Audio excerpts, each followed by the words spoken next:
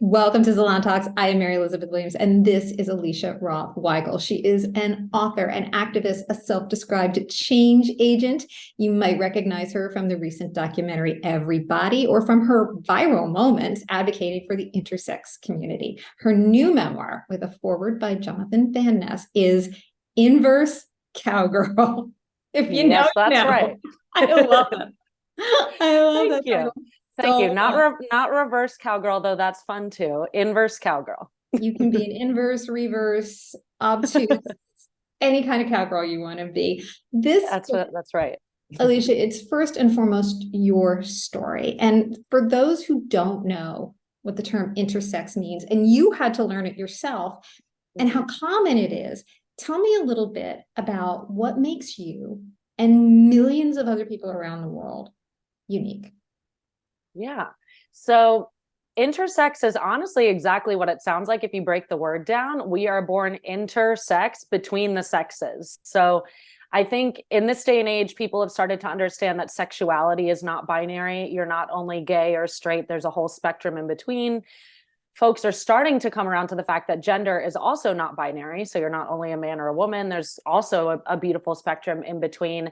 And what society's just starting to learn is that sex is also not binary. So the physical sex traits that we're born with, from hormones, chromosomes, internal reproductive organs, external genitalia, all of those things are also not always binary. They don't always fit neatly into a male or female box on a birth certificate.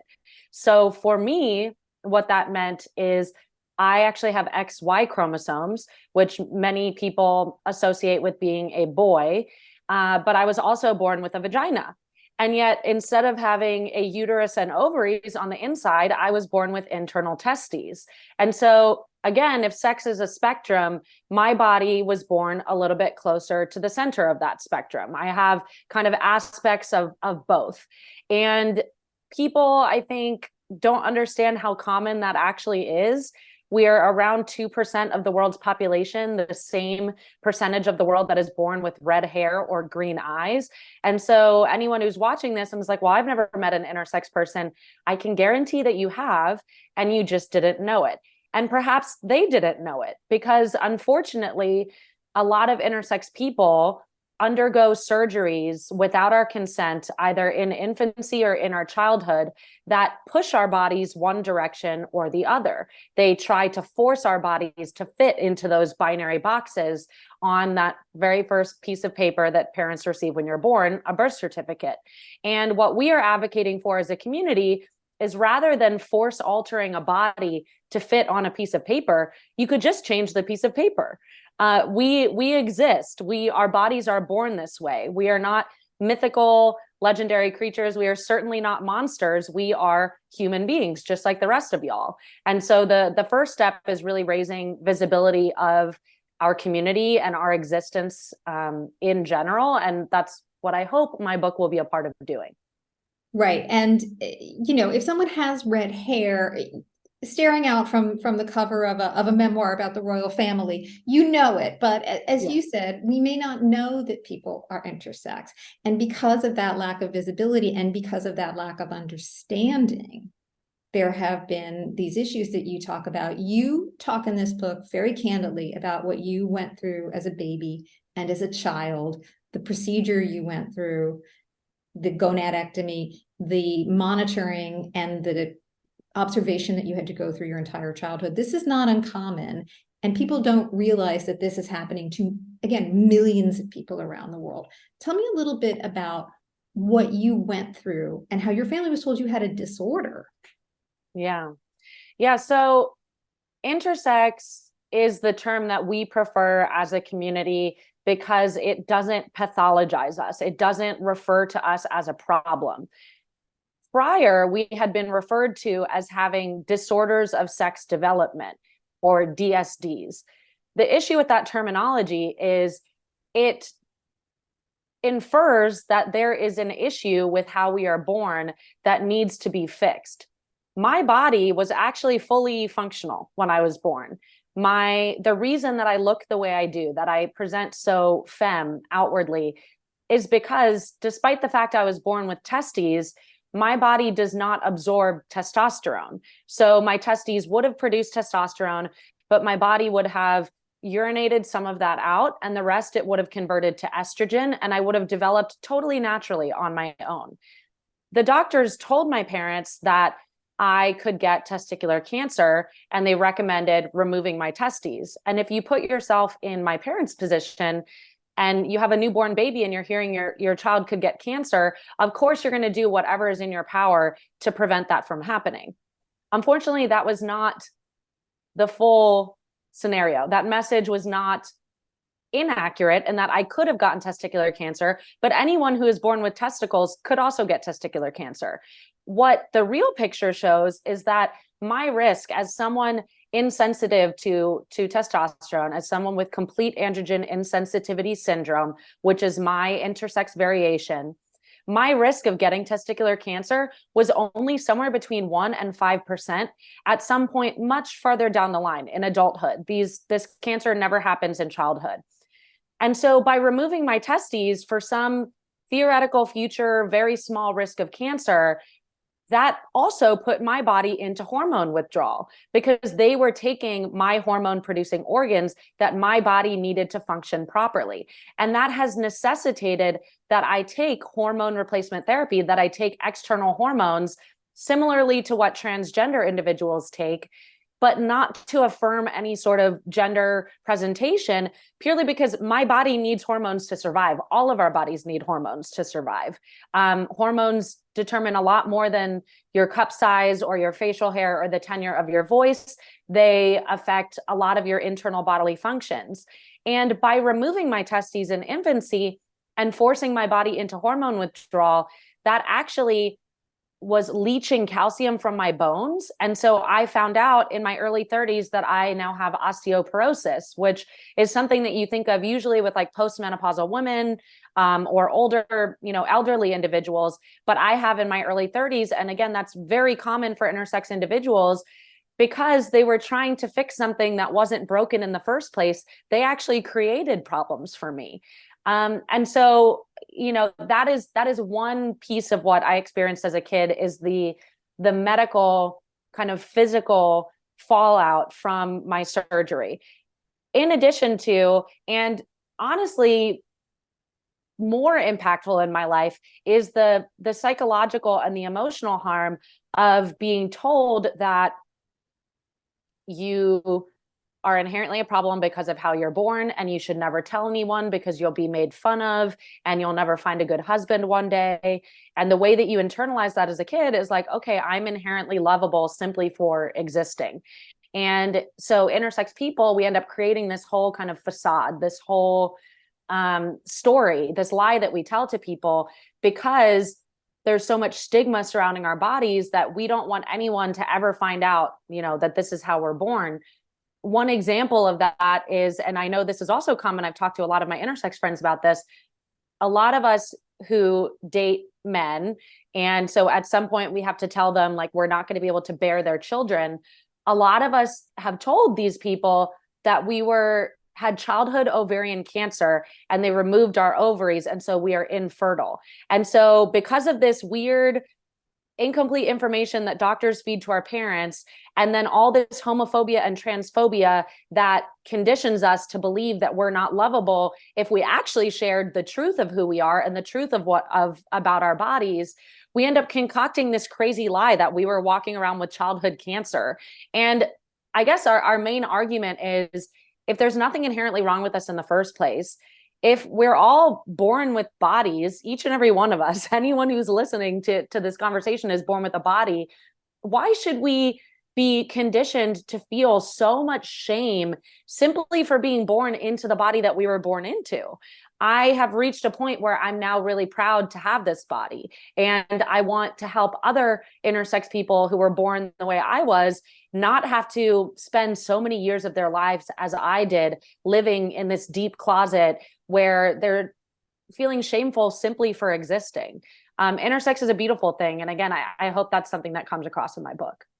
And Alicia, one of the things that really stood out to me in your book is you call out those of us on the side of the aisle who think of ourselves as progressive, you call out certain aspects of the LGBTQIA plus community for not recognizing, not welcoming, not including, because the intersex community might be confusing, to use a word that you use, that it might muddle the waters in some ways to advocate for this really significant population. I want to ask you about that kind of ignorance or misplaced advocacy that you've seen from people who one would expect to be your allies.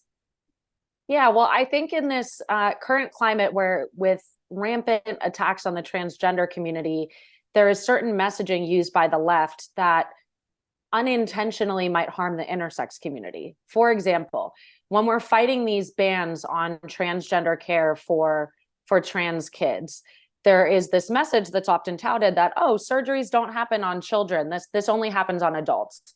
And it is true that gender affirming surgeries do not happen on trans children, but they do happen on intersex children without our consent. So the same sorts of surgeries, whether they be vaginoplasties or gonadectomies, or all of these same surgeries that transgender people might elect to have with their consent at some point as life-saving care to help them affirm their existence, those same exact procedures are often forced on intersex kids who are not only not old enough to participate in that decision making, most of the time we're not even old enough to speak. So, to sterilize me as an individual before I'm old enough to form words, obviously I am not a consensual participant in that conversation.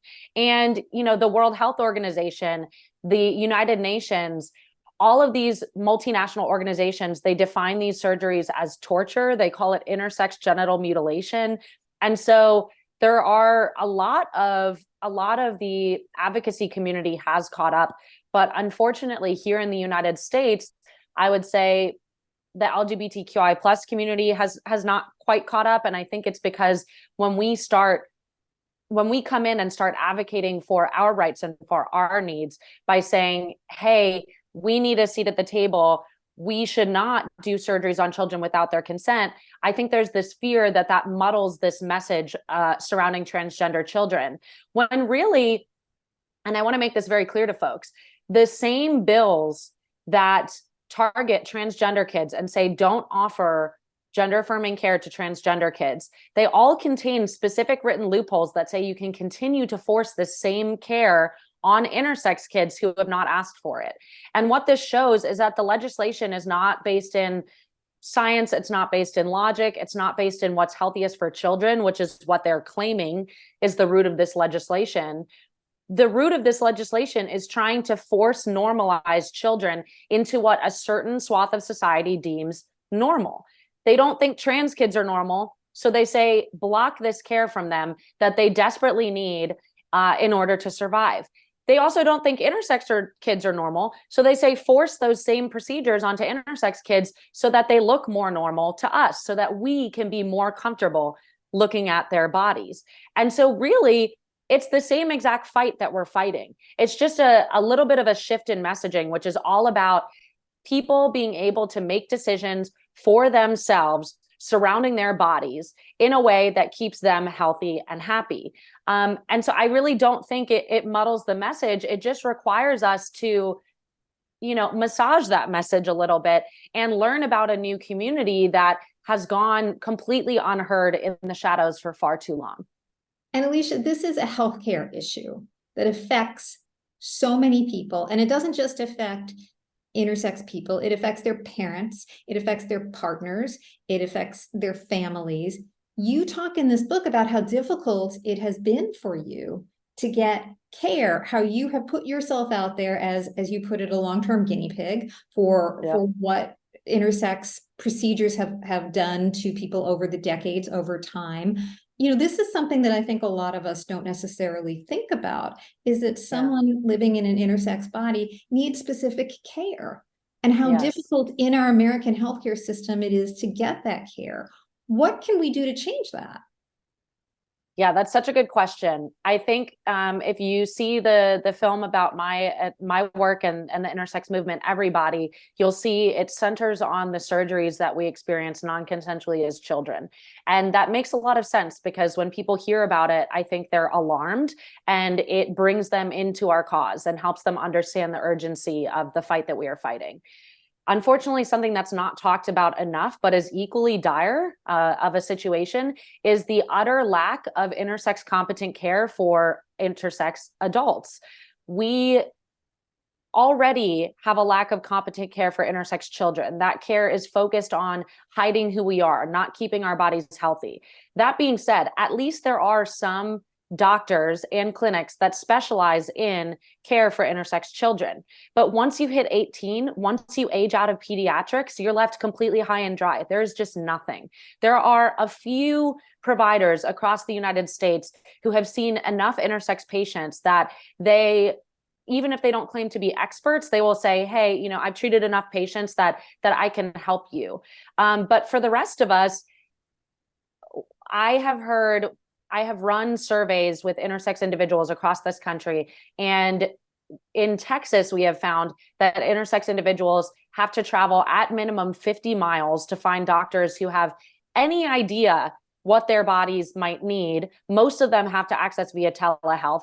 And there's one individual that we spoke to who literally flies to Japan simply to see a doctor who has any idea what her body needs. So in light of all of this, I partnered with a group here in Texas called Texas Health Action, who run kind clinics across the state of Texas. These are LGBTQI plus affirming clinics that offer everything from STI testing to gender affirming care for trans folks to HIV care. And I helped them develop an intersex care offering because while our bodies have a lot of overlap with the trans community in terms of what we need, in terms of, for example, hormone replacement therapy, there are also some really unique features, such as bone density issues, like I spoke about earlier with my osteoporosis. So I worked with Texas Health Action. We created a specific intersex healthcare offering for intersex Texans that we just launched on September 1st. And now, first and foremost, I want Texans to know this is available. So you should check out Kind Clinic and you can finally find a doctor who is able to meet your needs.